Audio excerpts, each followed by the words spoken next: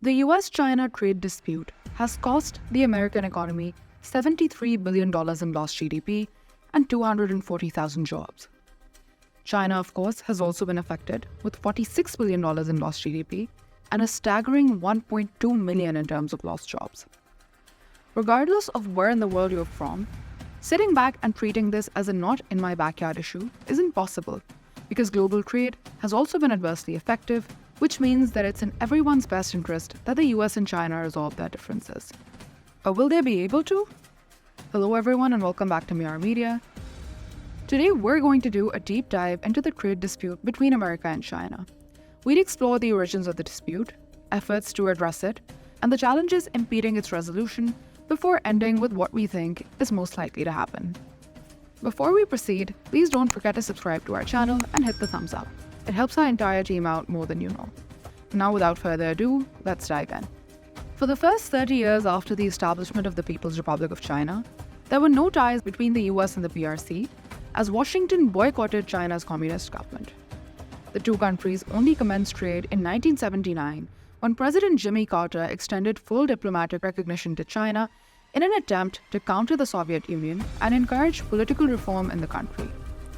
But trade between the two really took off after the year 2000 when President Clinton signed the US-China Relations Act, setting the stage for China's entry into the WTO in 2001. That year, America imported $100 billion worth of goods from China, and by 2021, this number had risen to a staggering $500 billion US. Despite tremendous growth, however, the partnership was never really smooth sailing, and tensions between the two countries only continued to grow. IP theft in particular has been a major issue in the US-China relationship, and according to a report by the US Trade Representative in 2020, China's unfair trade practices, including IP theft, cost the US economy billions of dollars each year. For those interested, I've covered this topic in detail in a previous video that I'll link in the description. IP theft, however, isn't the only thing to blame. American companies that enter the massive Chinese market are also forced to hand over their cutting-edge technology to Chinese partners, including proprietary formulas, designs, source code, databases, and trade secrets. In 2020 alone, around 20% of American companies working in China reported being coerced into transferring technology. What's more, China actually combines forced technology transfers with protectionism that make it extremely difficult for foreign companies to enter the Chinese market to begin with. This means that the only way for foreigners to access economic opportunities in China is by operating as joint ventures with Chinese companies, even if they don't want to. As a result of all of this, the US, under the presidency of none other than Donald Trump, decided to wage a trade war against China in 2018.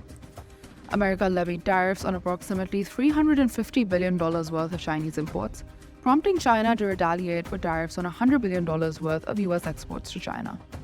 The two countries reached an agreement in January 2020 to halt tariff hikes, but the existing tariffs nevertheless remain in place. One would hope that relations between the two countries would have improved since, but they reached new lows earlier this year, fueled by a contentious incident involving a purported Chinese spy balloon that crossed over into US territory in February. The incident overshadowed all attempts that were being made since January 2020 to mitigate the conflict between the two nations. These attempts included the signing of a Phase 1 trade agreement on 15 January 2020 that aimed to target the IP dispute between the two nations and increase US exports of agricultural and industrial products, natural resources, and services to China. Efforts to improve the relationship, however, are still continuing to be made, even in the wake of the spy balloon incident.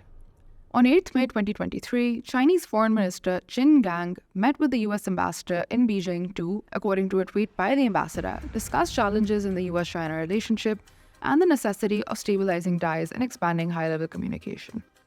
Another promising meeting took place on May 30th between Elon Musk and China's foreign minister, where both parties agreed that a healthy, stable, and constructive Sino-US relationship is not only beneficial for both countries, but also beneficial for the world. On July 9, 2023, US Treasury Secretary Janet Yellen also concluded a series of talks with top Chinese officials regarding China's unfair economic directions and Beijing's punitive actions against US firms, describing them as direct and productive. These are all steps in the right direction, and it's clear that both parties are trying to repair relations. But will their efforts really bear fruit? The unfortunate reality is that despite supposed progress in their relationship, America and China still continue to view each other as opposing parties, and Joe Biden has expressed concerns about China's mercantilism, rapid military modernization, and human rights record. It also doesn't help that citizens on either side have deeply negative perceptions about the other. A recent survey by the Pew Research Center concluded that 89% of Americans saw China as a competitor or an enemy, while around 2/3 of Chinese saw America as unfavorable or very unfavorable. China is adamant that the US wants to contain China's influence in the Indo-Pacific region, and Chinese experts argue that America's restrictions on sensitive technology exports to China are a clear sign that it wants to hamper the country's flourishing tech sector. As far as America's assertion against China's poor human rights record is concerned, Chinese officials have gone so far as to call America disingenuous, pointing to the country's problems with racial justice, homelessness, and income inequality. America, on the other hand, sees China as a potential threat to its national security.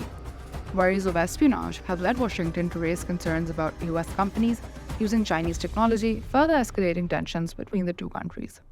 Currency manipulation has also been a contentious issue between the two.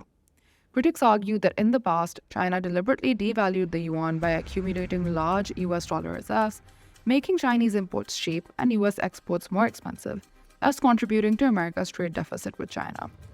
So where exactly does this leave us? Can both countries afford to go on like this? Simply put, no. Not only are the US and China dependent on each other for economic growth and success, both also benefit from a stable trading relationship.